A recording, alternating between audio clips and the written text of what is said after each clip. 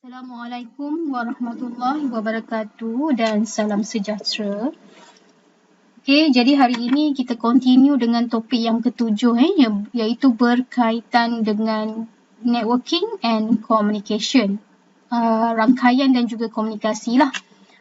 Jadi dalam topik ini di mana learning outcome-nya di akhir pembelajaran ini, korang dapat mengetahui berkaitan dengan pengenalan bagi rangkaian dan juga komunikasi.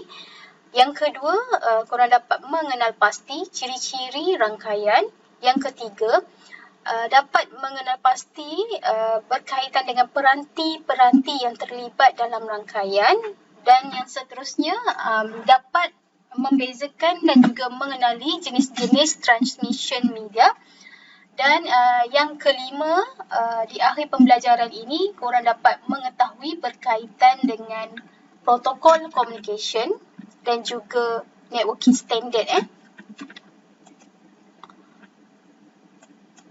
Okey, bagi pengenalan, di mana pengenalan berkaitan dengan rangkaian, iaitu rangkaian dalam komputer adalah sekumpulan komputer yang dihubungkan. Tak kisahlah kalau kita ada komputer ataupun apa-apa peranti yang kita sambungkan dengan internet untuk tujuan komunikasi ataupun berhubungan. Jadi itu kita panggil sebagai rangkaian.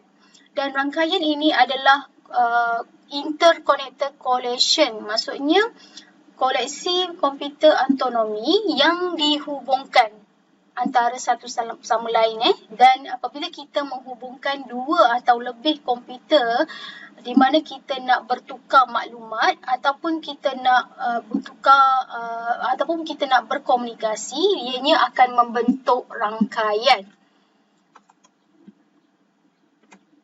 Okay, why network is needed? Kenapa rangkaian ini diperlukan oleh manusia? Di mana ianya sebagai resource sharing, iaitu perkongsian sumber. Di mana melalui rangkaian, data sumber boleh dikongsi tanpa mengira lokasi fizikal dan juga penggunanya lah. Okay. Dan yang keduanya adalah untuk reliability, iaitu kebolehpercayaan, di mana sekiranya kita ingin menghantar sesuatu file, kita akan menggunakan rangkaian iaitu internet lah untuk menghantar kita punya maklumat ataupun data. Jadi kebolehpercayaannya adalah tinggilah. Yang ketiga, reduce cost, di mana kos dapat dikurangkan apabila kita menggunakan rangkaian, iaitu menggunakan internet untuk sharing resources, iaitu kita nak sharing perkongsian sumber, di mana kita tidak perlu menggunakan duit lagi, kita hanya send by email, kita tak perlu pergi ke tempat destinasi tersebut lah. Okay. Dan kadang-kadang jaraknya agak jauh, jadi kita menggunakan rangkaian sebagai inilah dia punya perhubungan. Dan yang keempat, di mana rangkaian ini diperlukan untuk fast communication, untuk komunikasi secara pantas, di mana maklumat ni boleh dihantar ataupun boleh di-exchange, ditukar menggunakan high speed. Bila kita hantar melalui rangkaian iaitu internet, kita punya data ataupun kita punya information ataupun maklumat yang kita nak hantar itu sangat cepat. Okay, jadi dalam network juga ia starting daripada 1969. Kita tengok daripada segi network evolution, evolusi rangkaian bermula pada tahun 1969. US Department of Defense, di mana ianya mula di start di bawah Advanced Research Project Agency Network, iaitu APRANET, di mana mereka menggunakan rangkaian buat pertama kalinya untuk berkomunikasi lah. Dan matlamatnya adalah untuk menghubungkan different university. Maksudnya menghubungkan universiti-universiti di dalam Amerika Syarikat lah untuk berkomunikasi. Dan seterusnya, kemudian pengguna dia mula bertukar maklumat ataupun play game secara bersama melalui rangkaian. Jadi dia bertumbuh secara pesat lah, dan sampai sekarang pun pertumbuhan rangkaian ataupun network development ataupun network perubahan network itu berlaku sepanjang masa lah. Okey. Jadi pada tahun pertengahan 1980-an, di mana National Science Foundation create a high capacity network yang dipanggil NSF-Net. Okay, jadi Yayasan Sains Kebangsaan ini telah mencipta rangkaian yang berkapasiti tinggi yang dipanggil sebagai NSF-Net. Dan ianya membenarkan penggunaan akademik dan juga perniagaan swasta. Okay. Dan banyak syarikat-syarikat swasta yang telah menggunakan dan juga membina rangkaian mereka sendiri, dan kemudiannya mereka saling berkaitan dengan menggunakan ARPANET dan juga NSF-Net untuk membentuk internet yang kita gunakan sekarang lah. Okay, seterusnya ARPANET ni telah shutdown keseluruhan ARPANET pada tahun 1990 dan seterusnya diganti dengan penggunaan internet, di mana government funding, pembiayaan kerajaan untuk NSF-Net dihentikan bermula pada tahun 1995. Dan commercial service, iaitu perkhidmatan komersial, telah banyak digunakan dan ianya menggunakan penggunaan internet. Kita bukan lagi menggunakan ARPANET dan juga NSF-Net.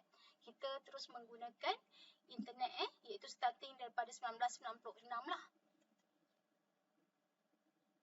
Okey, jadi kita telah tukar daripada ARPANET, NSF-Net kepada internet, di mana internet adalah worldwide network of computer networks, rangkaian komputer di seluruh dunia. Sebab mula-mula dulu kita ARPANET dan NSF-Net ni digunakan di Amerika Syarikat sahaja.